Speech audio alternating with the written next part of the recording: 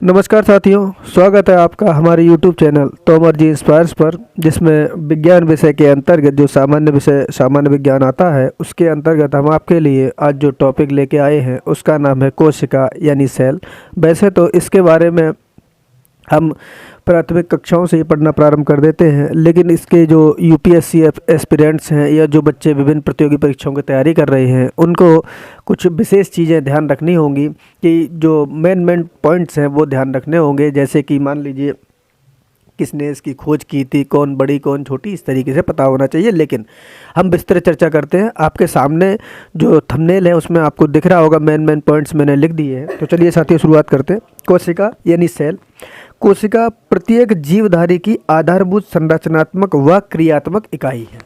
इसको आपको यहाँ से ऐसे समझना पड़ेगा कि कोशिका जो है, जो कहते हैं ना जहाँ से किसी चीज़ की शुरुआत होती है, जैसे हम किसी पदार्थ की परिकल्पना करते हैं तो सबसे पहले हमारे दिमाग में क्या घूमता है, उसके छोटे छोटे कण अणु परमाणु घूमते हैं। तो उसी तरीके से आपको कहना होगा। दूसरा, कोशिका की खोज सर्वप्रथम रॉबर्ट हुक ने 1665 में की थी। आपको थंबनेल में सामने दिख रहा होगा। उसके बाद तीसरा पॉइंट इसके बारे में, सर्वप्रथम जीवित एवं मुक्त कोशिकाओं की खोज ल्यूवेनहॉक ने की थी। संसार की सबसे छोटी कोशिका माइकोप्लाज्मा गैलीसेप्टिकम नामक परजीवी जीवाणु की है। ये मैंने लिखा होगा सामने, माइकोप्लाज्मा गैलीसेप्टिकम लिखा है। ये एक परजीवी है, जीवाणु है ये। तथा संसार की सबसे बड़ी कोशिका शुतुरमुर्ग के अंडे की होती है। इसके बारे में तो ज़्यादातर लोग परिचित ही होंगे, लेकिन फिर भी हमने आपको थंबनेल में सामने दे दिया है।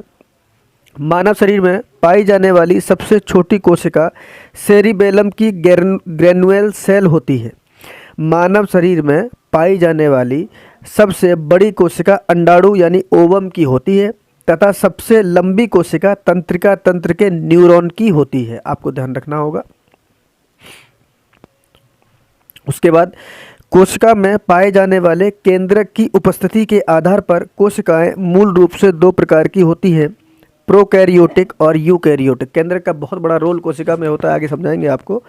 अच्छा, इसमें क्या है, थोड़ी सी चर्चा हम माइटोकॉन्ड्रिया पर करना चाहते हैं, जो कि एक यूकैरियोटिक कोशिका का एक उदाहरण कह सकते हैं। यानी ये कह सकते हैं कि माइटोकॉन्ड्रिया जो होता है उसमें यूकैरियोटिक कोशिकाएं पाई जाती हैं। यह केवल जो माइटोकॉन्ड्रिया होता है वो यूकैरियोटिक कोशिकाओं के अंदर ही पाया जाता है, जिसका मुख्य कार्य श्वसन क्रिया को संपादित करना है। अब आपको यहाँ से ये ध्यान रखना पड़ेगा कि श्वसन कौन करता है, सांस कौन लेता है। तो जीवधारी तो सांस लेते हैं, मनुष्य हो गए, जानवर हो गए, तो उनके अंदर ये जो है यूकैरियोटिक कोशिका पाई जाती है, क्योंकि माइटोकॉन्ड्रिया उन्हीं के अंदर पाई जाती है। यहाँ से ये क्लियर हो जाता है कि जीवधारी जो होते हैं, सांस लेने वाले जो होते हैं, उनके अंदर जो है यूकैरियोटिक कोशिकाएँ होती हैं, और यूकैरियोटिक कोशिकाओं के अंदर ही माइटोकॉन्ड्रिया होता है। आपको तीनों को लिंक करना पड़ेगा। यानी जो सांस लेते हैं वो माइटोकॉन्ड्रिया के बिना सांस नहीं ले सकते, और माइटोकॉन्ड्रिया किस में होगा, यूकैरियोटिक में होगा। तो यहाँ से आपको दोनों में डिफ्रेंशिएट करने को मिल जाएगा।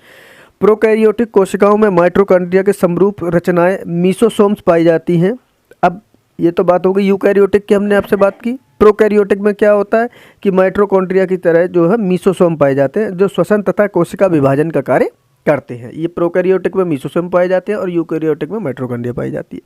माइटोकॉन्ड्रिया में ऑक्सीजन की उपस्थिति में भोजन के विखंडन से ऊर्जा मुक्त होती है, जो एटीपी के रूप में संचित रहती है। अब एटीपी क्या होता है, एडिनोसिन ट्राइफॉस्फेट, परिचित होंगे आप लोग। यही कारण है कि माइटोकॉन्ड्रिया को कोशिका का पावर हाउस भी कहते हैं। इसीलिए हमने आपके लिए ये पूरा सेशन लेके आए। मेन चीज कोशिका और माइटोकॉन्ड्रिया के बारे में सभी को जानकारी होनी चाहिए। चलिए साथियों, इसी के साथ अपना सेशन खत्म करते हैं।